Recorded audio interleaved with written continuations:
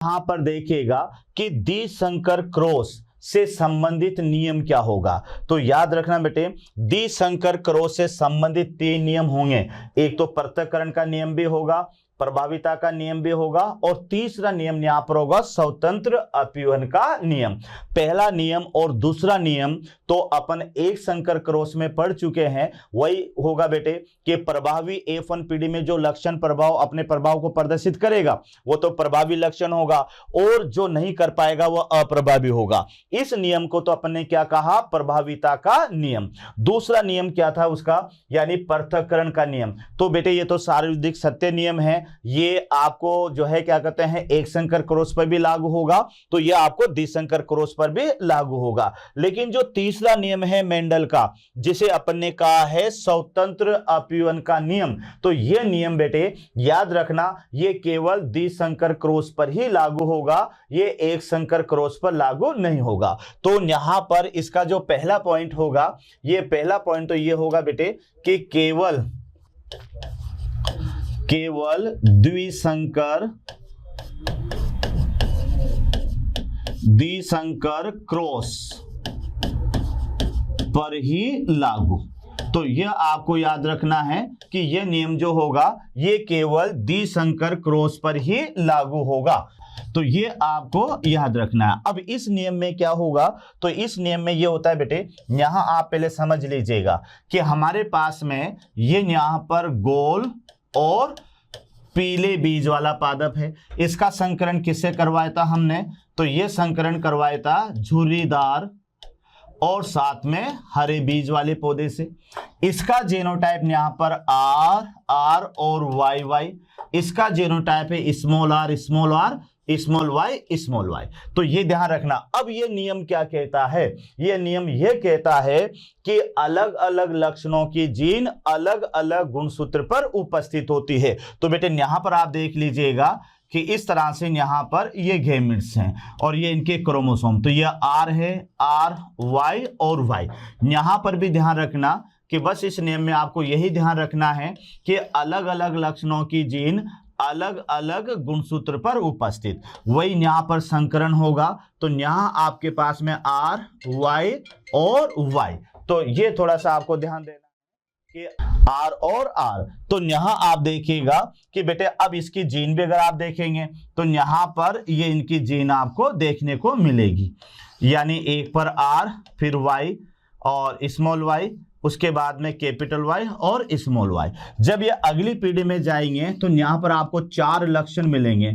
एक तो मिलेगा आपको गोल पीला, एक पौधा मिलेगा आपको यहां पर गोल हरा, एक पौधा मिलेगा यहां पर यानी झुर्रीदार, एक पौधा जो आपको यहां पर देखने को मिलेगा ये मिलेगा बेटे झुर्रीदार, और ये तो गोल हरा है। तो यहां पर अगला पौधा होगा झुर्रीदार और पीला, और एक यहां पर पौधा आपको मिलेगा और ये पौधा होगा, ये होगा झुर्रीदार और हरा। तो अब आप यहां पर देखिएगा कि ये दोनों के दोनों तो क्या है, ये तो है जनक के लक्षण, पैतृक लक्षण है बेटे। ये भी पैतृक लक्षण है, यानी ये तो जनक के लक्षण है, जनक, और ये पौधे यहां भी ये है जनक। लेकिन बेटे यहां से यहां तक ये 2 हैं, तो ये आपको यहां पर मिले नए लक्षण। तो थोड़ी समझने की कोशिश करना कि बेटे नए लक्षण क्यों उत्पन्न हुए। तो यहां आप देखो कि गोलपन की जो जीन है अगर केवल पीले के साथ ही जुड़ी रहती तो बेटे अगली पीढ़ी में हमें केवल कौन सा पौधा मिलता, गोल और पीला ही मिलता। अगर बाय द वे झुर्रीदारपन की जीन हरे के साथ ही जुड़ी रहती तो हमें अगली पीढ़ी में जो पौधा मिलता वह केवल झुर्रीदार और हरा ही मिलता। लेकिन यहां अपन क्या देख रहे हैं कि बेटे पीले के साथ में हरे रंग की जीन भी आ रही है और इधर झुर्रीदार के साथ में पीलेपन की जीन भी आ रही है। तो इसका मतलब ये हुआ कि ये नियम ये कहता है कि जब एक पीढ़ी से दूसरी पीढ़ी में लक्षणों की वंशागति होती है तो फिर जो है ये एक दूसरे से स्वतंत्र होती है और इस कारण से F2PD में नए लक्षण उत्पन्न होते हैं। जैसे यहां पर पीले के साथ में बेटे हरा लक्षण आ गया और झुर्रीदार के साथ में पीला लक्षण आ गया, तो इसे ही कहते हैं स्वतंत्र अपव्ययन का नियम। तो पहला पॉइंट तो आपको क्या याद हुआ कि यह केवल द्विसंकर क्रॉस पर ही लागू होता है। दूसरा पॉइंट याद रखना बेटे, यहां पर अलग अलग लक्षणों की जीन अलग अलग गुणसूत्र पर उपस्थित। तो ये पॉइंट भी आपको याद रखना है कि स्वतंत्र अपव्ययन के नियम में कि अलग अलग लक्षणों की जो जीन है वह अलग अलग गुणसूत्र पर उपस्थित होती है। और इसी कारण से बेटे तीसरे पॉइंट पे याद रखिएगा कि लक्षणों की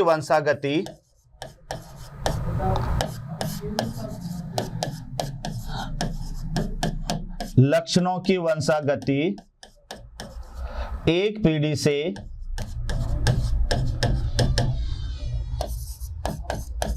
दूसरी पीढ़ी में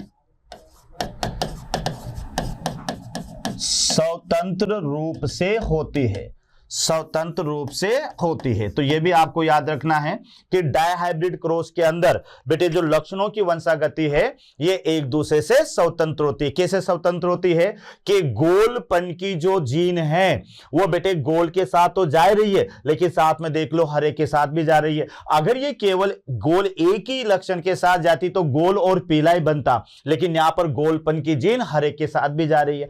आप यहां पर देखिएगा कि झुर्रीदारपन की जीन हरे के साथ में मौजूद है, लेकिन यहां आप क्या देख रहे हो कि F2PD में झुर्रीदारपन की जीन पीले के साथ भी जा रही है। इसका मतलब यह हुआ कि लक्षणों की जो वंशागति होती है ये एक पीढ़ी से दूसरी पीढ़ी में स्वतंत्र होती है, एक ये याद रखना। और इसका रिजल्ट हमें क्या मिलता है, तो इसका रिजल्ट यह मिलता है बेटे कि F2PD में नए लक्षण उत्पन्न होते हैं। F2PD में नए लक्षण उत्पन्न होते हैं। यह आपको याद रखना है। जैसे कौन से लक्षण उत्पन्न हुए, तो जैसे हमें यहां पर ध्यान रखना बेटे, एक तो मिला हमें गोल और हरा, एक लक्षण तो ये याद रखना, और दूसरा नया लक्षण क्या है वह है झुर्रीदार और पीला। तो ये याद रखिएगा कि यह हमें F2PD में नए लक्षण मिले, एक तो गोल और हरा मिला और एक झुर्रीदार पीला मिला। वरना अगर यह स्वतंत्र वंशागति नहीं होती तो गोलपन की जीन हमेशा किसके साथ रहती, पीलेपन के साथ में, और झुर्रीदारपन की जीन हमेशा किसके साथ रहती, हरे के साथ में। तो यह था बेटे हमारे पास में स्वतंत्र अपव्ययन का नियम। 4 पॉइंट याद कर लेना। केवल द्विसंकर क्रॉस पर लागू होगा, यानी अगर मेंडल द्विसंकर क्रॉस को नहीं खोज पाता तो स्वतंत्र अपव्ययन का नियम नहीं आता, ध्यान रखना। दूसरा पॉइंट याद रखिएगा कि अलग अलग लक्षणों की जीन अलग अलग गुणसूत्र पर उपस्थित होती है। तीसरा पॉइंट याद रखना कि लक्षणों की वंशागति जो है वह एक पीढ़ी से दूसरी पीढ़ी में स्वतंत्र होती है। और तीसरा पॉइंट आपको चौथा पॉइंट याद रखना है कि इस कारण से F2PD में आपको नए लक्षण मिलते हैं। तो नए लक्षण गोल हरे के रूप में या झुर्रीदार और पीले के रूप में। तो यह नियम था बेटे हमारे पास में स्वतंत्र अपव्ययन का नियम। और इस नियम का जो अपवाद है, यह अपवाद होता है सहलगनता। तो इसको अपन अभी यहां पर डिटेल लेंगे, लेकिन फिर भी याद रख लेना बेटे कि स्वतंत्र अपव्ययन के नियम का जो अपवाद है वह है सहलगनता। तो आइएगा थोड़ा सा अपन रिवीजन कर लेते हैं कि सबसे पहला नियम क्या था, वह था प्रभाविता का नियम। तो प्रभाविता के नियम के मैंने 2 अपवाद आपको बताए। एक अपवाद तो था अपूर्ण प्रभाविता और दूसरा अपवाद मैंने आपको बताया सहप्रभाविता। दूसरा नियम जब आपने पढ़ा होगा बेटे पृथक्करण का नियम, उसका कोई अपवाद नहीं है, वह सार्वत्रिक सत्य नियम है। तीसरा नियम अपन ने पढ़ा स्वतंत्र अपव्ययन का नियम। तो इस स्वतंत्र अपव्ययन के नियम में अपवाद आप पढ़ने वाले हो और इस अपवाद का नाम है सहलगनता। तो आइए अपन शुरू करते हैं इसका अपवाद, और यह अपवाद होगा सहलगनता। तो बेटे इसमें अपन 2 टॉपिक लेंगे, एक तो सहलगनता और एक होगा लिंग संलग्न वंशागति। तो सबसे पहला टॉपिक अपन शुरू करते हैं और यह टॉपिक होगा हमारा सहलगनता। तो देखो इसको ध्यान से देखना, सहलगनता। लगनता यानी सहलग्न यानी साथ साथ जुड़ी हुई अवस्था में। तो जब लक्षण एक पीढ़ी से दूसरी पीढ़ी में जाएंगे तो बेटे जुड़ी हुई अवस्था में जाएंगे, अलग अलग नहीं जाएंगे। यानी यहां पर जो जीन होगी वह एक जीन एक के साथ ही जुड़ी होगी, वह अगली के साथ में जो है ट्रांसफर नहीं होगी। तो इसको इस तरह से आप पहले समझो कि यहां पर बेटे हमारे पास में कि ये वही पौधा है जैसे गोल और पीला, एक पौधा तो ये है, दूसरा यहां पर अपने लिया है तो ये है हमारे पास में झुर्रीदार और हरा। इसका जीनोटाइप आपको पता है RRYY है और इसका जीनोटाइप पता है स्मॉल r और स्मॉल y है। अब देखो जहां अपन ने स्वतंत्र अपीवन का नियम पढ़ा वहां पर अपन ने क्या किया, अलग अलग लक्षणों की जीन को अलग अलग गुणसूत्र पर बनाया। यहां आपको याद रखना है कि अलग अलग लक्षणों की जीन आपको एक ही गुणसूत्र पर मिलेगी। तो यहां आप जब इसको बनाएंगे तो इस तरह से मेरे पास में दो गुणसूत्र है, इसमें R और Y, इसमें भी R और Y। इसी तरह से यहां पर ध्यान रखना बेटे कि इस जगह पर भी गुणसूत्र है तो small r small y small r और स्मॉल y। तो ये आप यहां पर आप देख लीजिएगा कि गोल और पीले और झुर्रीदार और हरे इनकी जीन आपको एक एक गुणसूत्र पर ही मौजूद है। अब यहां पर हमारे पास में ये पौधा बना RR और साथ में जो है ये यहां पर RR और YY, यानी यहां जो पौधा बनेगा वह RR और साथ में जो है ये Y और Y, ये पौधा यहां पर अपन को बनेगा बेटे। तो इसको अपन देख लेते हैं कि यहां पर जो पौधा बना वह एक पौधा, तो ये यहां पर जो पौधा बनेगा ये पौधा हमें बनेगा बेटे, एक तो बनेगा R और Y और Y। इसकी जीनोटाइप अगर आप देखेंगे ध्यान से तो ये R ये Y के साथ ही रहेगी, स्मॉल r स्मॉल y के साथ। जब अगली पीढ़ी में जब ये जाएंगे तो आपको यहां पर क्या रिजल्ट मिलेंगे, एक रिजल्ट मिलेगा आपको RY, यानी ये पौधा कैसा रहेगा, गोल और पीला, और दूसरा रिजल्ट मिलेगा स्मॉल r स्मॉल y, यानी ये कैसा है, तो ये है झुर्रीदार और हरा। तो आप देखो बच्चों कि यहां पर जो वंशागति हुई है वह साथ साथ हुई है, यानी यहां पर गोलपन की जीन Y के साथ है तो अगली पीढ़ी में भी गोलपन की जीन Y के साथ ही जाएगी। यहां पर झुर्रीदारपन की जो जीन है, झुर्रीदारपन की जो जीन है ये जीन यहां पर किसके साथ में है, तो आइए देखिएगा। हाँ, तो यहां पर आप देखो बेटे झुर्रीदारपन की जीन हरे के साथ है, और जब ये अगली पीढ़ी में गई तो ये गोलपन की जीन हमेशा पीले के साथ ही गई और झुर्रीदारपन की जीन हमेशा हरे के साथ गई। तो क्या मतलब निकलेगा कि लक्षणों की वंशागति जो होगी वह साथ साथ होगी, स्वतंत्र नहीं होगी। तो यह है संलग्नता, और यह संलग्नता जिस जीनों के माध्यम से होती है उन्हें संलग्न जीन कहते हैं, और संलग्न जीनों का साथ साथ एक पीढ़ी से दूसरी पीढ़ी में जाना यह संलग्नता कहलाती है। तो बेटे स्टार्ट करते हैं इसका पहला पॉइंट। तो इसका पहला पॉइंट है यहां पर बेटसन और पुन्नेट। तो यह आपको याद रखना है, बेटसन एवं पुन्नेट। तो ये बेटसन और पुन्नेट क्या है बेटे, तो ये याद रखना यह है खोजकर्ता, यानी इसे इन्होंने खोजा। और किसमें खोजा, तो याद रखना ये खोजा गया था लेथाइरस ओडेरेटस, लेथाइरस ओडेरेटस। इसको आप कह सकते हो यानी मीठी मटर, मीठी मटर। तो ये ध्यान रखना कि संलग्नता को जिस वैज्ञानिक ने खोजा तो वह वैज्ञानिक थे बेटसन और पुन्नेट। दूसरा वैज्ञानिक, इससे एक और आपको याद रखना है, तो ये वैज्ञानिक है मॉर्गन। मॉर्गन, तो मॉर्गन में आपको याद रखना है उन्होंने संलग्नता शब्द दिया, संलग्नता शब्द दिया। तो ये ध्यान रखना, खोजकर्ता तो कौन है, बेटसन और पुन्नेट, और संलग्नता शब्द किसने दिया, तो ये है यहां पर मॉर्गन।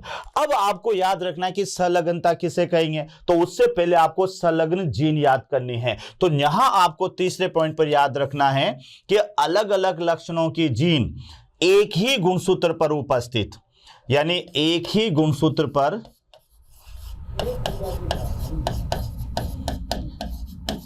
उपस्थित अलग अलग लक्षणों की जीन, लक्षणों, और इस जीन को आप कहोगे संलग्न जीन। तो ये ध्यान रखना बेटे, यानी संलग्न जीन। तो किसे कहोगे संलग्न जीन? कि यहां पर एक क्रोमोसोम है, अब इस पर आर भी है, इस पर वाई भी है, तो यहां पर ये याद है ना, आर तो कौन सी जीन है? गोलपन की, और वाई कौन सी जीन है? पीलेपन की। तो एक ही गुणसूत्र पर अलग अलग लक्षणों की जीन जो होती है उसे आप कहोगे संलग्न जीन। और संलग्न जीन का एक पीढ़ी से दूसरी पीढ़ी में जाना, संलग्न जीन का साथ साथ, ये भी ध्यान रखना बेटे, संलग्न जीन का यानी साथ साथ एक पीढ़ी से दूसरी पीढ़ी में जाना। तो संलग्न जीन का साथ साथ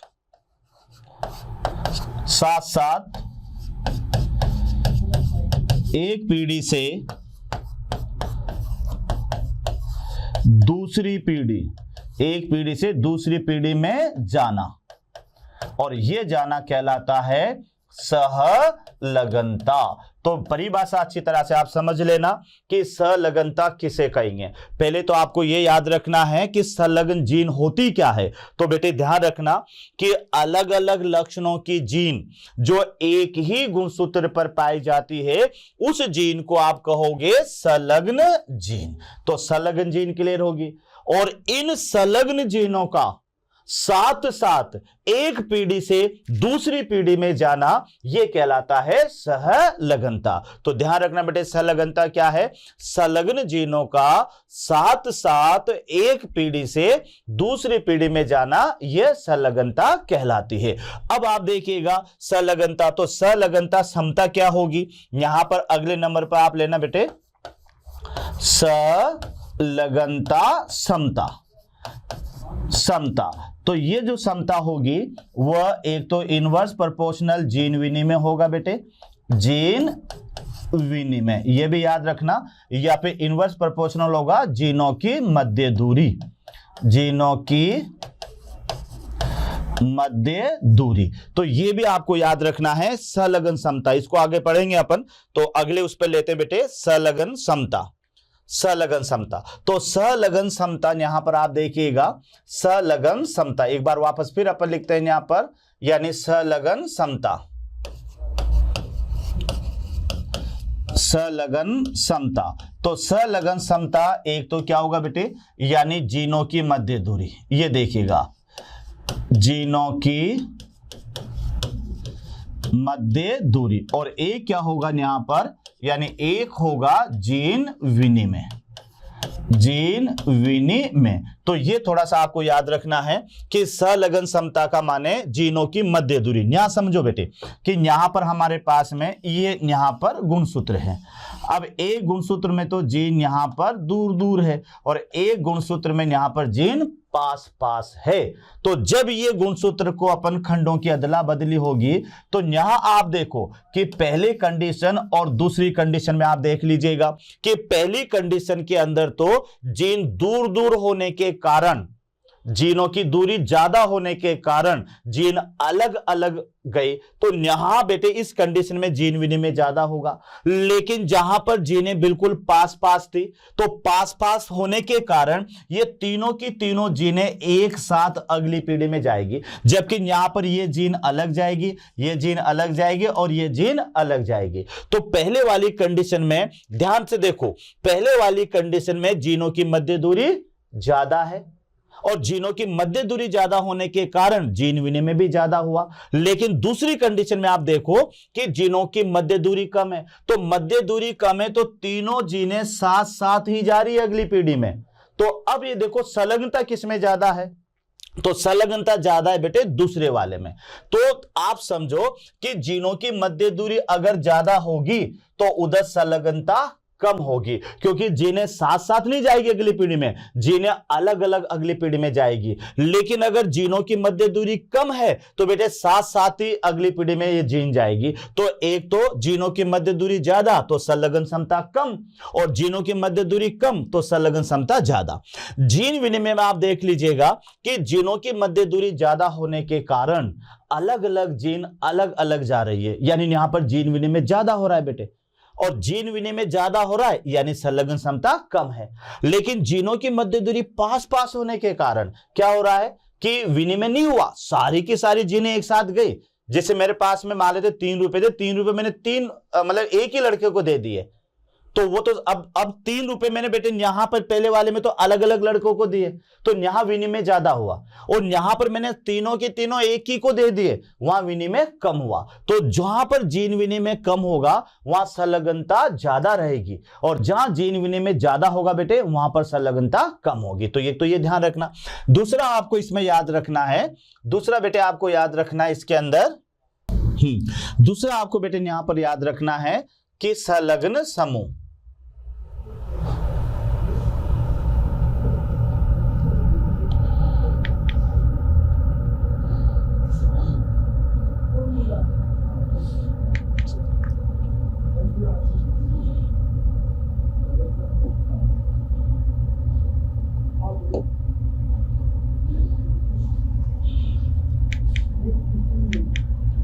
पहली वंशागति है एक्स संलग्न वंशागति। तो एक्स लिंग संलग्न वंशागति है, तो ये एक्स गुणसूत्र के द्वारा एक पीढ़ी से दूसरी पीढ़ी में जाएगी। तो बेटे ये नर के द्वारा भी जाएगी और मादा के द्वारा भी जाएगी। यहां पर नर हमेशा रोगी होगा इसमें, और मादा हमेशा वाहक होगी, और ये जो जीन है वह अप्रभावी एक्स गुणसूत्र पर मौजूद होगी। इसके उदाहरण में हीमोफीलिया है, वर्णांधता है, रतौंधी है, सिकल सेल एनीमिया है आदि। दूसरी वंशागति है वाई लिंग संलग्न वंशागति, जो केवल वाई लिंग गुणसूत्र के द्वारा ये वंशागति होगी। ये वंशागति केवल नर द्वारा होगी, मादा का इसमें कोई रोल नहीं होगा। समझ में आ रहा है क्यों नहीं होगा? क्योंकि मादा के अंदर वाई गुणसूत्र ना तो जाता है ना ही होता है, तो ये मादा के द्वारा ये वंशागति नहीं होगी, ये वंशागति केवल नर के द्वारा होगी। तो इसे नर से नर में होने वाली वंशागति कहेंगे, यानी होलोन्ड्रिक भी इसको बोला जाता है। और यहां पर जो वाई गुणसूत्र है आगे भी मैं बताऊंगा, इस पर एक जीन होते हुए टेस्टीज डिटर्मिनेशन फैक्टर, या फिर जो है क्या कहते हैं सेक्स रीजन वाई जीन, और ये ऐसी जीन है जो केवल वाई गुणसूत्र पर पाई जाती है, और ये जो जीन है ये नर के लक्षणों के लिए जिम्मेदार होती है। और इस वाई लिंग संलग्न जीन का जो एग्जाम्पल है वो उदाहरण है बेटे हाइपर ट्राइकोसिस, यानी कानों पर लंबे बालों का आना। तो इस तरह से ये तो था हमारे पास में संलग्नता, और संलग्नता के साथ में दूसरा टॉपिक था बेटे जिसको कहा अपन ने लिंग संलग्न वंशागति। अब यहां अपन दूसरा टॉपिक, अगला टॉपिक और अपन यहां पर पढ़ लेते हैं। तो ये टॉपिक यहां पर हमारे पास में होगा, यानी वंशागति का क्रोमोसोम सिद्धांत, वंशागति का गुणसूत्रीय सिद्धांत। तो कभी आपने पढ़ा होगा कि वंशागति का गुणसूत्रीय सिद्धांत क्या है। तो बेटे इस सिद्धांत में कई सारे बिंदु आपको याद करना है कि सट्टन और बोवेरी ने तो ये सिद्धांत दिया, ध्यान रखना। और यह सिद्धांत क्या कहता है कि प्रत्येक जाति में गुणसूत्रों की संख्या भी निश्चित होती है। गुणसूत्र पर जो जीन होती है बेटे वह किस क्रम में पाई जाती है? रेखीय क्रम में पाई जाती है ना। गुणसूत्र जब एनाफेज अवस्था में आते हैं तो बेटे इनका विभाजन होता है, तो विभाजन होता है तो वहां पर जो है लक्षण द्विगुणित अवस्था से अगुणित अवस्था में आते हैं। तो वो सारे बिंदु यहां पर आप देखिएगा। तो गुणसूत्रीय सिद्धांत का पहला पॉइंट तो लिखना बेटे, इसको दिया गया, यानी यहां पर एक तो सट्टन और बोवेरी, सट्टन व बोवेरी, बोवेरी। तो ये ध्यान रखना, ये खोज करता है बेटे, इसका खोज करता, यानी सिद्धांत को जो दिया, ये सिद्धांत दिया गया किसके द्वारा? सट्टन एंड बोवेरी के द्वारा। तो ये सिद्धांत यहां पर ये खोज करता है, खोज करता। तो कभी क्वेश्चन आ जाए कि बेटे यहां पर गुणसूत्रीय सिद्धांत को किसने खोजा, तो याद रखना सट्टन और बोवेरी ने। जबकि यहां पर यानी वोल्डेयर, उसने गुणसूत्र नाम दिया था बेटे, ध्यान रखना, एक वैज्ञानिक हुआ है वोल्डेयर, वोल्डेयर। तो वोल्डेयर ने यहां पर याद रखना इन्होंने दिया गुणसूत्र नाम दिया। तो ये गुणसूत्रीय सिद्धांत को देने वाला वैज्ञानिक तो कौन था? Sutton and Boveri. जबकि गुणसूत्र नाम देने वाला वैज्ञानिक है वह है वोल्डेयर। ये आप भी जानते होंगे कि बेटे आनुवांशिक इकाई ये तो जीन होती है, लेकिन आनुवांशिक वाहक क्या होता है? गुणसूत्र होता है। तो ये भी आपको याद रखिएगा, यानी आनुवांशिक इकाई।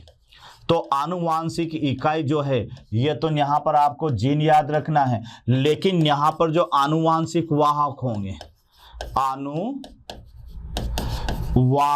वाहक, तो आनुवांशिक वाहक यहां पर क्या होते हैं, यानी गुणसूत्र होते हैं। तो ये भी आपको याद रखिएगा कि आनुवांशिक जो वाहक हैं, यानी जो जीन को एक पीढ़ी से दूसरी पीढ़ी में ले जाने का काम करते हैं, तो बेटे ये होते हैं गुणसूत्र। क्योंकि यहां पर आप देखिएगा कि जैसे ये गुणसूत्र है, तो गुणसूत्र पर इस तरह से बेटे ये जीन उपस्थित होती है, और ये जीन गुणसूत्र पर बैठकर ही एक पीढ़ी से दूसरी पीढ़ी में जाती है। तो फिर यहां पर आपको क्या दिख रहा है, यानी गुणसूत्र पर जो जीन है, गुणसूत्र पर उपस्थित जीन, तो ये उपस्थित जीन किस क्रम में पाई जाती है, तो ये होती है रेखीय क्रम में। ये क्वेश्चन भी कई बार क्वेश्चन आ चुका है, थोड़ा सा ध्यान रखना कि गुणसूत्र पर जो जीन होती है ये बेटे रेखीय क्रम में पाई जाती है, लीनियर ऑर्डर में पाई जाती है। इसका क्या फायदा होता है, इसका फायदा होता है जीन विनिमय में। यानी जब जीन विनिमय होता है तो जीन जब रेखीय क्रम में पाई जाती है तो बेटे आसानी से अलग अलग खंडों के साथ में ये अलग अलग टुकड़ों में जुड़ जाती है, तो जीन यहां पर रेखीय क्रम में पाई जाती है। उसके अलावा याद रखना बेटे कि जो गुणसूत्रीय सिद्धांत है इसके आधार पर क्या होता है, प्रत्येक जाति में, यह भी याद रखिएगा, प्रत्येक जाति में गुणसूत्रों की संख्या, प्रत्येक जाति में गुणसूत्रों की संख्या, यहां पर गुणसूत्रों की संख्या निश्चित होती है।